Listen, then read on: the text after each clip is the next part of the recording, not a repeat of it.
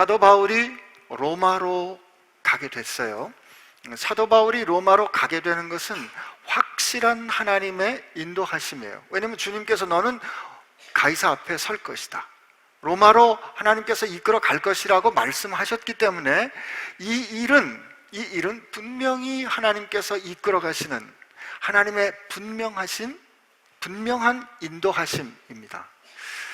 우리가 하나님의 인도하심을 따라가는 삶을 산다고 할 때 우리는 그 하나님의 인도하심에 따라 하나님의 일을 하는 사람이기 때문에 우리가 뭔가 적극적으로 일을 할 수 있기를 원해요. 적극적으로 일을 할 수 있기를 원하기 때문에 우리가 높은 영향력이 있는 위치나 혹은 재물이 많이 있거나 혹은 사람들이 동의해 주기를 기대해요. 그런데 오늘 사도 바울의 여정은 그런 우리의 기대와는 좀 다릅니다. 어쩌면 저는 이 사도 바울의 그 여정을 보면서 우리가 참 큰 격려를 받을 수 있겠다 하는 그런 생각을 해봅니다. 왜냐하면 여러분 우리 사시면서 여러분 삶을 한번 찬찬히 돌이켜보세요. 얼마나 여러분이 여러분 뜻대로 할 수 있어요? 우리가 할 수 있는, 우리가 조정할 수 있는, 우리가 이렇게 결정하면 결정한 대로 만들어낼 수 있는 부분이 얼마나 되냐고요. 많을 것 같은데요, 살아보면 그렇지 않습니다. 아픈 것도, 사고가 나는 것도, 자식들도, 부모님도, 회사도, 직장도, 내가 꿈꾸는 것도 내 뜻대로 안 되는 게 훨씬 더 많아요. 근데 오늘 이 말씀 보니까 사도 바울의 여정이 그렇게 시작됩니다. 어떻게 해요? 1절에 보니까 우리가 배를 타고 이달리아에 가기로 어떻게 해요? 작정되매. It was decided. 이렇게 돼 있어요. 그러니까 사도 바울이 결정한 게 아니에요. 사도 바울이 이달리아에 가기로 작정됩니다. 그리고 바울과 다른 죄수 몇 사람을 아구스트 대의 백부장 율리오란 사람에게 어떻게 해요? 맡겨요. 오늘 20절까지 가는 동안에 사도 바울이 스스로 하는 게 별로 없어요. 그냥 끌려다니는 거죠. 결정되었고 그는 맡겨집니다. 근데 여러분, 여기 참 기가 막힌 일이 있어요. 우리가 별로 이렇게 결정되고 내 뜻과는 상관없이 나는 순간에 하나님 이거 너무하지 않습니까? 라고 폭력적으로 느껴지는 그런 거친 결정들 앞에서 말이죠. 그럼 내가 여기서 할 수 있는 게 뭐가 있지? 난 도대체 뭐 하란 말이야? 하는, 난 도대체 아무것도 할 수가 없어 라고 그렇게 느껴질 때 여전히 우리는 뭔가 할 수 있다는 것을 가르쳐줘요. 그게 뭔가 하면은 우리가예요. 우리가. 그리고 2절에 아시아 해변 각처로 가려 하는 아드라무떼노 배에 우리가 올라 항해할세 마게도냐의 데살로니가 사람 아리스다고도 함께하니라. 지금 여기 그 아드라무떼노 배라는 게 지금 그 길리기아, 밤빌리아 요 지역을 다니는 그 아시아 지역을 다니는 그러니까 연안에 다니는 이제 왕복선 같은 거예요. 근데 일단 거기 그 배를 타고 이 여정에 보면 무라까지 간 다음에 이제 무라항에서 알렉산드리아에서 오는 이제 이달리아로 가는 소위 말하는 그 지중해를 가로지르는 그런 큰 배를 탑니다. 근데 이때 사도 바울이 아무것도 할 수 없는 것 같은 이때 어떤 아름다운 결정이 있냐면 우리가라고 말하잖아요. 이 사도행전 누가 썼어요? 사도행전은 누가 썼어요? 사도행전은 누가 썼어요? 누가가 썼잖아요. 그래서 날도 추운데 누가가 썼어요. 그러니까 우리라는 단어가 오랜만에 다시 나타나는데 그 말은 이 여정 가운데 누가가 동행했다는 뜻이에요.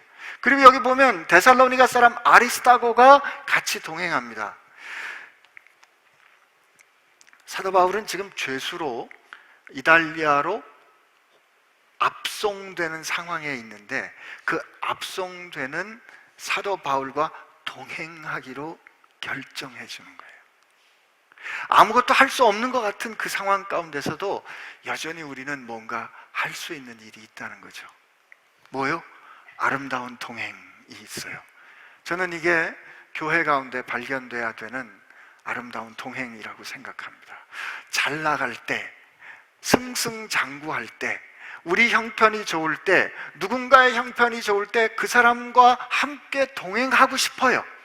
그 사람하고 같이 가는 거 좋아요. 그런데 그 사람의 형편이 별로 힘이 없고 별로 도와줄 게 없고 그 사람이 내게 별로 이득이 되지 않을 때, 그때 그 사람과 동행되어 주는 결정, 하나님은 이 결정을 훨씬 위대하게 보신다, 나는 그렇게 믿습니다.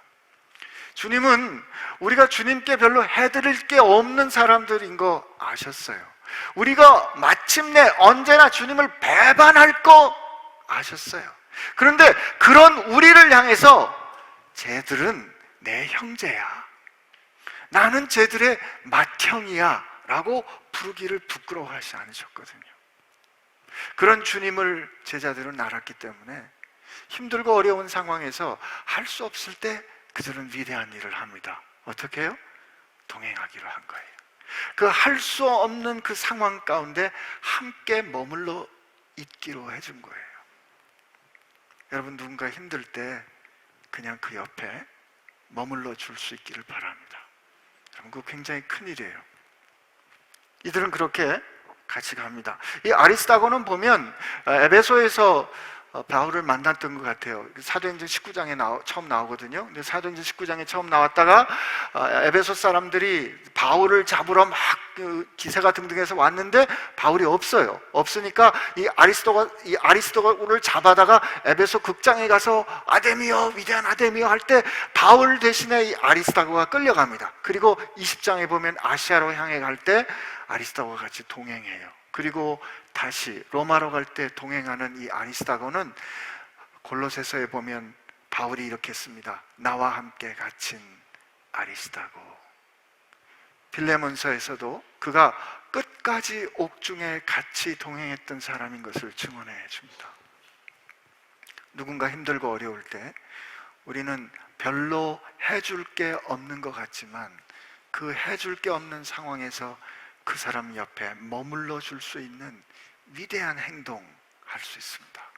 여러분들 그렇게 해주시기를 축복합니다. 그리고 이튿날 시돈에 되니 율리오가 바울을 친절히 대해줍니다. 친구들에게 대접해 받기를 허락해요. 여기까지 뭐 비교적 괜찮아요.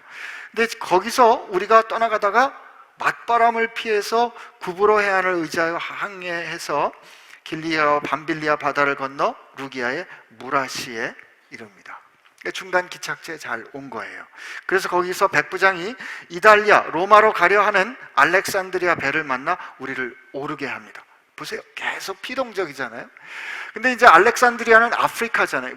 이집트의 아프리카, 이집트에서 출발해서 이제 큰 주로 곡물들을 싣고 이 큰 배들이 이제 지중해를 가로질러서 로마로 가는 교역선이죠. 이제 거기 나중에 이 27장, 8장 지나가면 보면 이 배에 276명이 타는데 많은 배들이 큰 배예요. 그 큰 배 탔는데 보세요. 7절, 8절 우리 한번 같이 읽어봅시다. 시작. 배가 더디가 여러 날 만에 간신히 니도 맞은편에 이르러 풍세가 더 허락하지 않으므로 살몬의 앞을 지나 그레데 해안을 바람막이로 항해하여 간신히 그 연안을 지나 미항이라는 곳에 이르니 라세아시에서 가깝더라. 지금 여기 보니까 그렇게 배를 타고 이제 그 로마를 향해서 서쪽으로 진행을 하는데 여기 보니까 배가 더디가요. 왜? 바람이 그렇게 좋지 않은 거예요. 그래서 간신히 니도 맞은편에 이르렀다가 이 바람이 더 허락하지 않아 가지고 이제 배를 약간 아래쪽으로 돌려서 이 남쪽으로 돌려서 이 크레데 섬의 오른쪽에 있는 살몬의 앞을 지나 그레데 해안을 바람막이로 항해했다 그래요. 이게 무슨 뜻이냐면 그레데 해안이 지중해 가운데 이렇게 동서로 길게 놓여 있고 그 가운데 이다 산맥이라는 큰 산맥이 있는데 아마 이게 바람이 우리 이 배가 지금 동에서 서쪽으로 가야 되는데 그 반대로 불었던 것 같아요. 그러니까 바람이 이렇게 오는 거를 피하려고 그레데섬 아래쪽으로 이렇게 내려가니까 산맥이 지날 때 바람이 약해지니까 그렇게 해서 이제 가려는 그걸 잡았던 거죠. 그 당시에 배는 이 바람을 의지해서 이동하지 않았습니까? 근데 여기 보면 간신히, 겨우, 맞바람, 간신히. 여러분 그런 질문, 의문 들지 않으세요? 주님께서 정하셨고 하나님께서 인도하시는 길인데 왜 가는 여정이 간신히, 맞바람, 그렇게 힘들게 여러 날 애써서 간신히, 그리고 여정을 바꾸어서 의도했던 거와는 상관없이 그렇게 가냐고요. 뭘 가르쳐줘요? 하나님이 우리에게 뜻을 주셨고 하나님이 인도하시는 그 길은 어려울 수 있다 이거예요.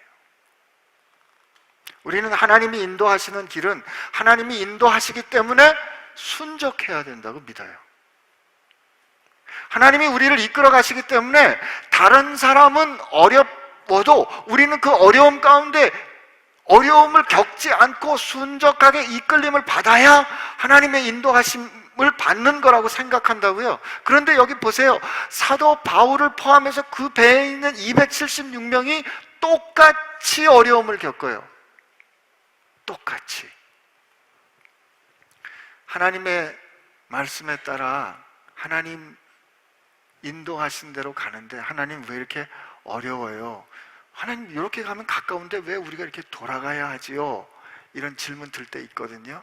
여러분 그게 정상이에요. 그게 정상이에요. 하나님 이거 이렇게 어려운 거 보니까 하나님 이게 하나님이 인도하시는 길 아닌가 봐요. 이렇게 생각하시면 안 됩니다. 일이 어렵고 힘들고 부딪혀서 돌아갈 때 왜 돌아가게 되냐면 목표가 분명하기 때문이거든요. 부르심이 분명할수록 어려움에 부딪히는데 그 어려움은 그냥 넘어가야 되는 이유가 돼요. 오늘 바람이 그렇게 부니까 뱃길을 돌아, 보통은 그레데섬 앞으로 지나가는데 그레데섬을 끼고 돌아갑니다. 거기 보세요. 그 다음에 미항에 도착을 했어요. 근데 지금 시기가 어떤 시기냐면 여러 날이 걸려 금식하는 절기가 9절입니다. 금식하는 절기가 이미 지났으므로 항해하기가 위태한지라 이렇게 돼 있는데, 이때 이 금식하는 절기는 이 사도 바울이 지금 있는 AD 59년 혹은 60년 요때가 계절이 어느 때인지를 가르쳐 주는 건데, 이 금식하는 절기 더 페스트는 이게 욤키푸르라고 하는 유대인들의 대속죄일이에요. 대속죄일. 그 대속죄일은 대개 9월 말에서 10월 초에 이루어지거든요. 그러니까 지금 이 시점이 이미 그 금식하는 절기가 지났기 때문에 9월 말 혹은 10월 초에 이르렀다는 뜻이에요. 근데 이 지중해 안에 바람의 풍세가 어떠냐 하면 로마 사람들이 이렇게 얘기했다 그래요. 9월 중순이 지나서 지중해 배를 타는 것은 조심해라. 다시 한번 생각해봐라. 11월 중순이 지나서 그 배를 타는 것은 자살하는 행위다.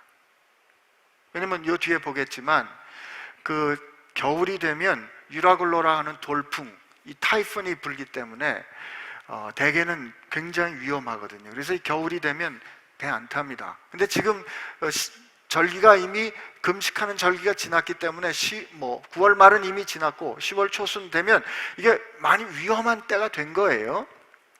그런데 9절 우리 한번 10절 읽어봅시다. 시작. 바울이 그들을 권하여 말하되 여러분이여 내가 보니 이번 항해가 화물과 배만 아니라 우리 생명에도 타격과 많은 손해를 끼치리라 하되 백부장과 선장과 선주의 말을 바울의 말보다 더 믿더라. 백부장이 이랬다는 거예요. 바울이 지금 보니까 지금 배 끌고 나가면 위험합니다. 그냥 여기서 머뭅시다. 그 미항이라는 지역에서 머뭅시다. 이렇게 얘기를 합니다. 이게 AD 59년, 한 60년경인데 고린도 후서가 적힌 게 55년, 56년 이때쯤이라고 치면 고린도 후서 11장에 보면 사도 바울이 내가 3번이나 배가 파선을 했고 하루 밤낮을 내가 그 깊은 바닷속에서 캄캄한 곳에 지냈고, 그 사도 바울은 이 배로 여행한, 전도 여행한 경험이 아주 많아요. 그래서 사도 바울이 지금 보니까 지금 배 타고 나가는 것은 그건 위험하다 이렇게 생각해서 말을 했어요.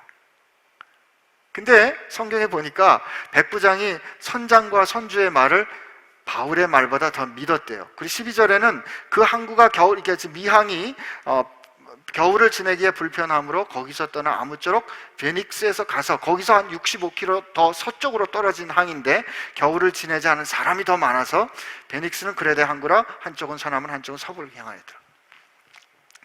여러분 어떻게 생각하십니까? 지금 사도 바울은 지금 이 배 276명인데 이 배에 지금 어떤 신분으로 타 있죠? 죄수지 않습니까? 사도 바울의 직업이 뭐예요?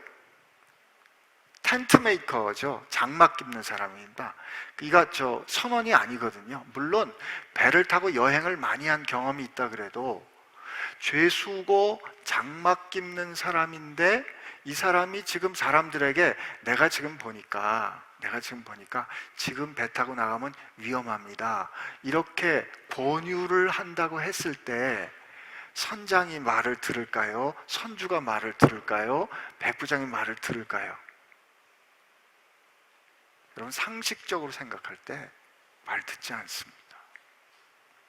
선장은 그 배를 끌고 그 바다를 얼마나 다녔겠어요?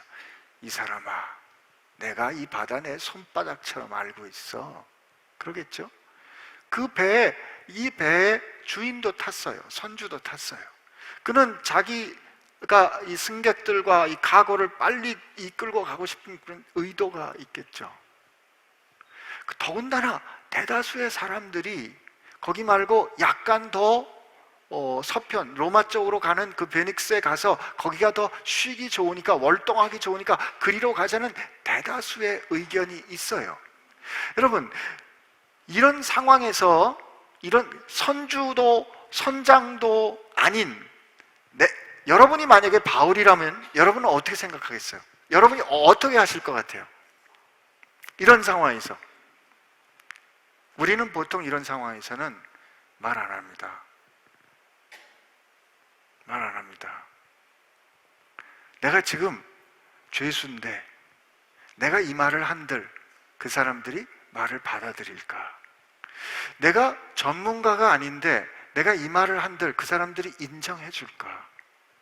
내가 지금 그런 위치가 아닌데 내가 이런 말을 한다고 한들 그들이 귀 기울여 줄까? 우린 보통 이렇게 생각하고 말하지 않습니다. 그런데 바울은 어떻게 했어요? 말하지 않았어요? 저는 오늘 이 말씀을 읽고 묵상을 하면서 내가 누구 말을 들을 건가, 듣고 믿을 건가의 입장을 가지고 생각을 하다가 내가 진짜 사람들 어떤 권세자들이 결정하는 것, 그리고 힘있고 강력한 영향력이 있는 사람이 결정하는 것, 혹은 대다수의 사람들이 이끌어가는 이 다수의 의견, 다수결에 따라서 결정하는 것이 아니라 하나님께서 원하시는 뜻이 무엇인가에 따라 결정하는 사람인가? 그럴 수 있는가? 그럼 그러려면 나는 어떻게 해야 할까를 생각해 볼 때 나는 만약에 바울이라면 바울처럼 말할 수 있을까를 질문하게 된 거예요. 우리는 보통 이런 상황에서 말하지 않죠. 그죠? 그런데 사도 바울은 말했습니다. 왜요? 그 사람들이 살 수 있는 길, 그 사람들이 안전한 길, 생명의 길이 무엇인지 그가 느꼈고 어떻게든지 깨달았고, 나중에 보면 하나님께서 뭔가 그에게 힌트를 주셨던 것 같긴 한데, 그가 그렇게 분명히 깨닫고 느낀 것을 이 상황에서 이것이 옳다, 이 상황에서 이것이 하나님의 뜻이다, 이 상황에서 이것이 우리 모두를 위하여 유익하다라고 확신한 사실에 대해서 자기 형편에 생각하지 않고 그 결과에 연연하지 않고 그는 말했던 거죠.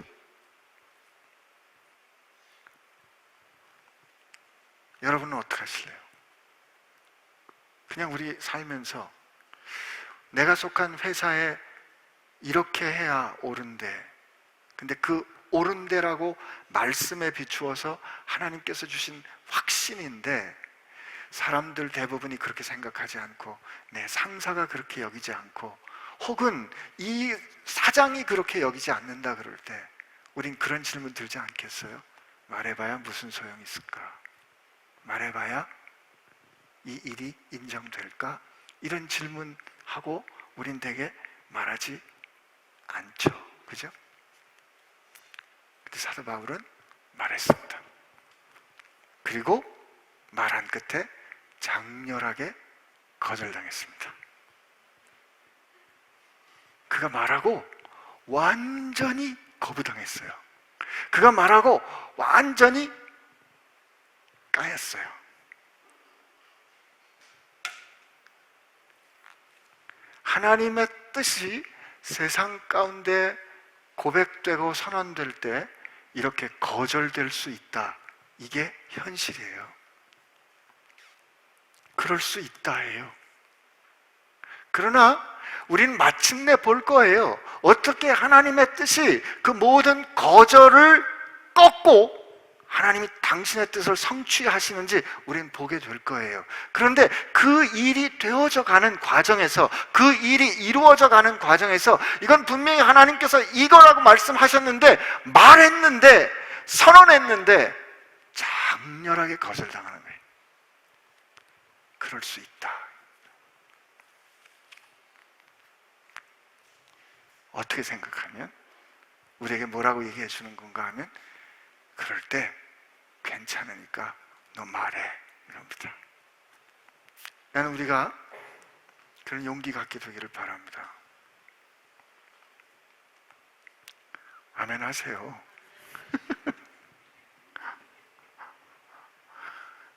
우리 그럴 때 있잖아요. 이게 막 지금 저도 학교에서 그런 경험 곧잘 합니다.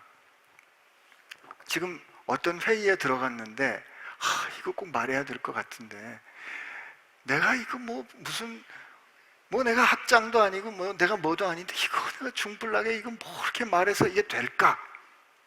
그리고 말하지 않으면 그 뜻은 소통되지 않습니다. 그러나 이게 내 자신의 유익이 아니고 진짜 이 일을 위해서 하나님께서 기뻐하시는 거라고 생각할 때 우리가 선포해야 돼요. 예의를 갖춰서. 그러나 분명히 가능한 최선을 다해서 지혜롭게 커뮤니케이션, 의사소통해야 돼요. 그러면 반드시 커뮤니케이션 됩니다. 이 일을 이렇게 말했다가 받아들여지지 않으면 어떡하지? 이 일을 내가 이렇게 말했다가 혹시 내게 불이익이 있으면 어떡하지? 이 일을 이렇게 말했다가 저 사람 나를 잘못 평가하면 어떡하지? 하는 그 걱정 때문에 말하지 않을 수 있거든요. 말하지 못하게 되거든요. 그러나 진짜 이 공동체를 살리는 방법이 하나님께서 기뻐하시는 것이 그거라면 겸손하게 하나님께서 주신 생각에 존중하고 순종하는 거, 이게 믿음을 지키는 거예요. 여러분, 그렇게 믿음을 지켜서 겸손하게 고백하시고 장렬하게 꺾이세요. 그게 우리 바울처럼 사는 거라니까요. 바울도 장렬하게 거절당했어요. 백부장이 그렇게 바울을 선대했음에도 불구하고 바울의 이 말 완전히 무시하고 어떻게 해요? 배를 끌고 나가잖아요. 옆으로 베닉스로 가려고 배를 끌고 나갔는데 보니까 남풍이 순하게 불매 그들이 뜻을 이룬 줄 알고 닻을 감아 그레데 해변을 끼고 항해합니다. 그때 그러면서 이 선장이 바울을 보면서 뭐라 그랬어요? 그러면 그렇지, 지가 뭘 안다고 말이죠, 그죠? 장막이나 기우세요, 이렇게 하지 않았겠어요? 그렇게 취급당하는 그런 순간들이 있었을 거예요, 그죠? 그런데 어떤 일이 일어납니까? 얼마 안 돼요. 섬 가운데로부터 유라글로라는 광풍이 일어납니다. 광풍이라는 이 그릭 단어에서 타이푼이라는 태풍이라는 단어가 이끌려 나오거든요. 이게 유라글로가 유로스라는 그 헬라어 단어가 동풍이라는 거고요. 아퀼로라는 게 북풍이라는 건데, 동북풍, 그러니까 북동풍 혹은 동북풍이 확 돌풍으로 부는 건데, 지금 처음에 이 사람들이 서쪽으로 좀 가야 되는데 남풍이 불어오니까 배가 이제 뒷바람을 받아가지고 서쪽으로 이렇게 가고 있는데, 북동풍이 확 불어오니까 이제 배가 어디로 밀리기 시작하냐면 리비아와 트로폴리 쪽에, 북아프리카 쪽에 있는 그 만으로 확 배가 밀려가는 거예요. 근데 여기 그 뒤에 보면 모래톱이 있는데, 그 모래톱이 스르디스라는 모래톱이 있는데, 이 모래톱이 마치 그 어디죠? 대서양 어디엔가 보면 그 비행기랑 배들이 갑자기 쓱쓱 사라지는 데 있잖아요. 그 버뮤다 삼각지대와 같이 이 스르디스라는 그 지역, 그 북아프리카의 리비아에 있는 큰 스르디스와 저쪽 트로폴리 쪽으로 조금 이동하는 작은 스르디스가 움직이는 그 모래톱이 있는데, 여기 수심이 낮기 때문에 배가 이쪽으로 잘못 끌려가면 배가 턱 걸려가지고 되게 난파를 당하는. 근데 지금 바람이 남풍으로 자기를 로마 쪽으로 잘 밀어줄 거로 이 베닉스 쪽으로 잘 이동할 거로 생각했는데, 광풍이 불면서 북동풍이 확 부니까 이게 북아프리카 쪽으로 배를 확 이제 밀어 제끼는 거죠. 그 상황이 된 겁니다. 배가 밀려 바람을 맞춰 갈 수 없어 가는 대로 두고 쫓겨가다가 가우다라는 섬 아래로 지나 간신히 이제 옆에 그 피난하는 작은 배죠. 작은 배들을 잡아 끌어올리고 줄을 가지고 선체에 둘러감고, 지금 말한 스르디스에 걸릴까봐 두려워하며 연장을 내리고 그냥 쫓겨가요. 뭐 하는 것 같지만 사실 할 수 있는 게 하나도 없어요. 우리가 풍랑으로 심히 애쓰다가 이튿날 사공들이 짐을 바다에 풀어버리고 사흘째 되는 날에는 배의 기구를 그들의 손으로 내버립니다. 여러 날 동안 해도 별도 보이지 아니하고 큰 풍랑이 그대로 있음에 구원의 여망마저 없어졌더라. 생각지 않았던 풍랑을 만나면서 사람들이 처음엔 살아보려고 거룻배를 다 이렇게 묶어놓고 뭔가 노력을 하다가 시간이 안 되니까 짐을 버립니다. 배를 가볍게 해야 뜰 거 아니에요. 진짜 폭풍 앞에 이력 편준 거죠. 그러다가 이 배를 이끌어가는 이 기구마저 버려요. 그리고 얼마나 빽빽하게 구름이 꼈는지, 얼마나 캄캄한지 낮에도 해가 보이지 않고 밤에도 별도 보이지 않는 거예요. 어디로 가야 할지 모르는 미친 바람 가운데 이 배는 이력 편주처럼 끌려가는 상황에 있는 거죠. 오늘은 여기서 끝납니다.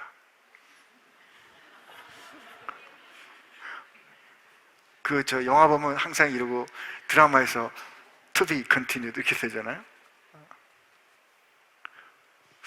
우리 인생이 이런 지점에 서 있는 것 같을 때가 있어요. 분명히 하나님의 뜻을 좇았는데, 그리고 하나님의 뜻에 따라 순종을 했는데, 내가 할 수 있는 일이 아무것도 없는 이런 상황. 근데 그나마 내가 할 수 있는 일이 아무것도 없는 상황인데, 이리로 저리로 엄청나게 인생 전체가 흔들리는 그런 일이 우리 삶 가운데 일어나죠. 재정적인 이유로, 신체의 질병으로, 직장의 어려움으로, 나라 전체의 어려움으로 그런 일이 일어납니다. 오늘 사도 바울과 그 일행은, 그와 함께 했던 누가와 아리스타고와 그들은 그 폭풍 가운데 그렇게 갇혀 있어요. 오늘 우리는 여기까지 읽었기 때문에 여기까지 멈춰서 해야 돼요. 여기까지 멈춰선 우리가 그럼에도 불구하고 잊지 말고 확인해야 되는 것은 무엇이다? 첫째, 하나님께서 우리를 불러주셔서 하나님께서 우리를 이끌고 가시는 그 여정은 우리가 생각했던 대로, 아니 기대하고 늘 소망하는 대로 순적하지만은 않다.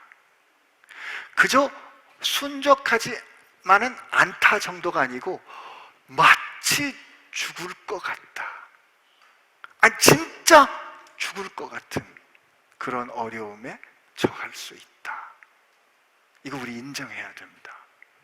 그 진짜 어려울 것 같은 그 순간에 우리가 아무것도 할 수 없다, 진짜 할 수 있는 게 하나도 없다, 가 우리가 경험하는 현실인데, 그 경험하는 현실 가운데 여전히 우리는 그럼에도 불구하고 할 수 있는 게 있다.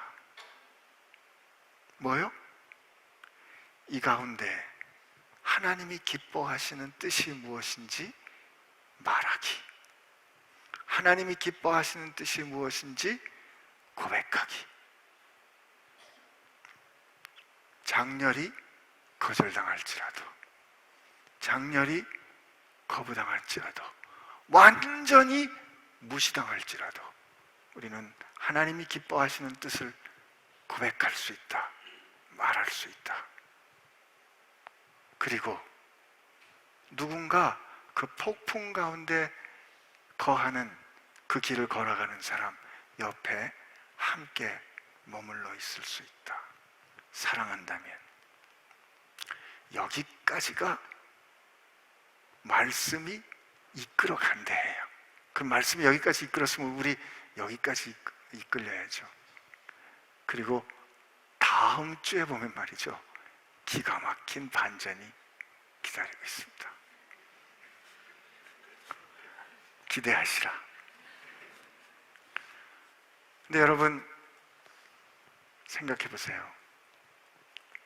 말하는 거는요, 돈 필요한 거 아닙니다. 말하는 거는요, 내가 힘이 있어야 하는 거 아닙니다. 근데 우리 인생을 생각해 볼 때, 왜 우리 인생에서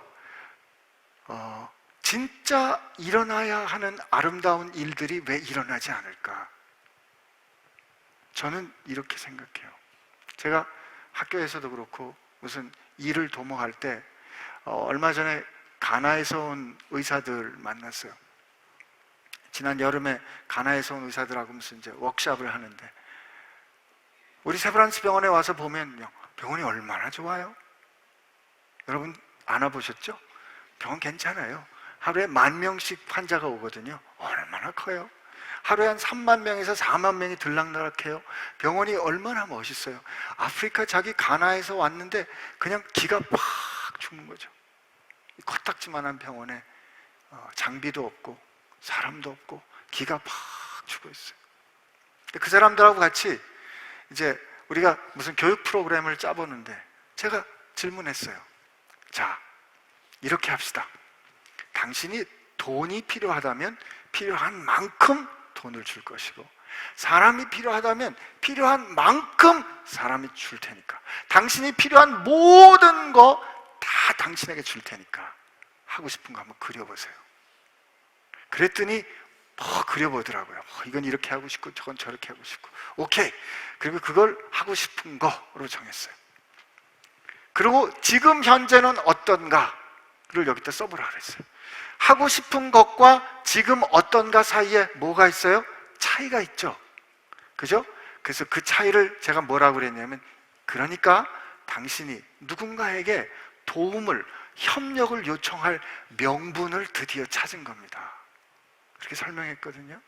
우리는 지금 내 상황을 내가 못하는, 내가 못할 수밖에 없는 이유를 너무 잘 알기 때문에 그 너머에 있는 하나님의 말씀, 나를 이곳에 불러주셨던 그 약속을 못 믿어요.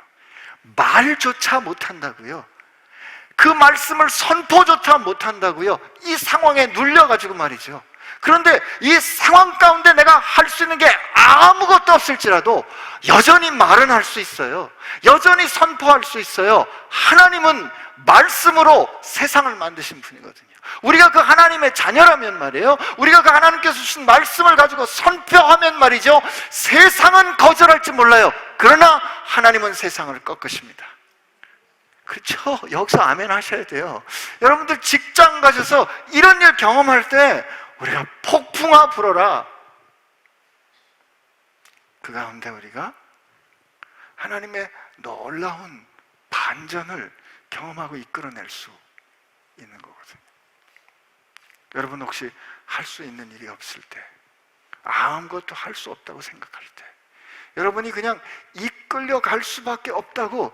인생이 그것도 천천히 가는 것도 아니고 막 격동하면서 쉼 없이 정신 못 차리게 이끌려갈 때 말이죠, 잠깐 하나님 앞에 정신 차리고, 하나님 나에게 말씀을 주세요. 그리고 그 상황 앞에, 여러분 둘러선 사람 앞에 바울처럼 말하세요. 그리고 거절당하세요.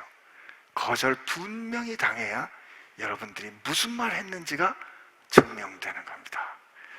증명되는 겁니다. 아이, 중요할 때 마이크가 이래가지고. 다 알아들으셨죠? 네. 그 한 주간 은혜 가운데 사시는 여러분 되시기를 축복합니다. 제가 주의 약속하신 말씀 위에를 우리 서작을 했는데, 오늘 우리 시작할 때 우리 찬양한 날마다 이 찬양했으면 좋겠어요. 날마다 숨쉬는 순간마다. 이 찬양 가사 좀 생각해 보세요. 날마다 숨쉬는 순간마다 내 앞에 어려운 일이 있다 그래요. 그러나 우리에게 주신 그 약속을 붙잡는 그런 은혜와 능력이 여러분들에게 있기를 바랍니다. 우리 하나님 앞에 믿음으로 고백합니다. 날마다 숨쉬는 순간마다 내 앞에 어려운 일 보내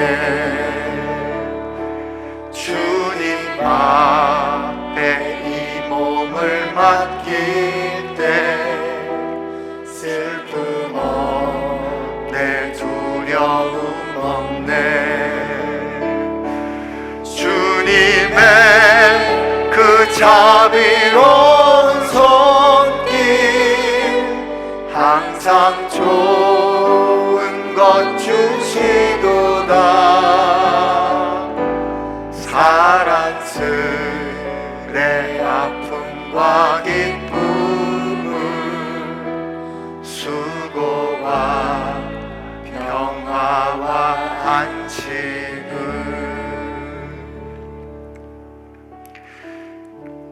사랑하는 분이 위중한 병에 걸려있는 사람이 있습니까? 지금 어쩌지도 못하는 그런 상황 가운데 있습니까?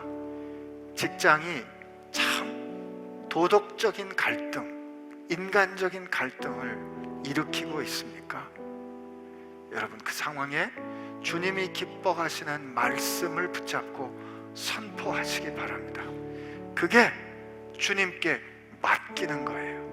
오늘 이 시간 하나님 앞에 기도할 때, 하나님, 이 폭풍 부는 세상을 살아가는 동안에 말씀으로 맞서는 하나님의 자녀, 하나님의 아들, 하나님의 딸 되게 해 주십시오. 이렇게 하나님 앞에 같이 고백하기를 원합니다. 같이 기도합시다. 하나님 아버지, 감사합니다. 하나님, 우리는 할 수 없는, 하지 못하는 이유를 발견하는데 참 천재적입니다.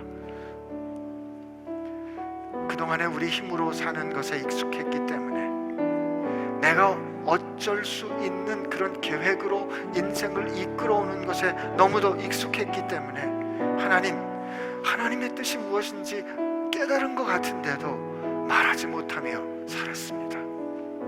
하나님, 오늘 사도 바울을 통해서 하나님이 말씀해 주셨는데도 거절당한 그런 현실을 바라보면서, 하나님, 우리도 하나님이 이 거친 세상에서, 하나님을 거스르는 세상에서 하나님의 말씀으로 선포하는 사람들 되게 하여 주십시오. 네, 하나님의 말씀은 그 어떤 것에도 매이지 않는다면, 하나님, 우리가 그렇게 하나님 앞에 하나님의 말씀 고백하는 자녀들 되게 하여 주십시오.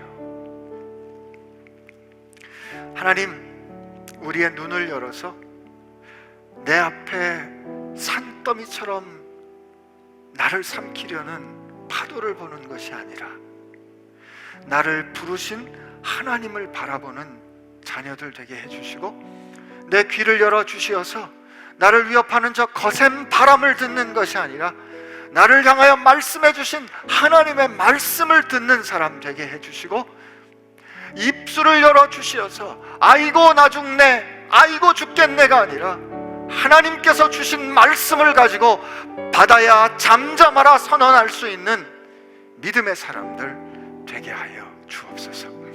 세상은 인정하지 않을지 모르지만, 세상은 그럴 리가 없다, 그렇게 될 수 없다, 말도 안 되는 일이다 라고 말할지 모르지만 말씀을 주시니 하나님이시기 때문에 그 하나님이 마침내 이루실 줄로 믿습니다. 주님 감사합니다. 우리도 바울처럼 살기로 약속합니다. 예수님의 이름으로 기도합니다.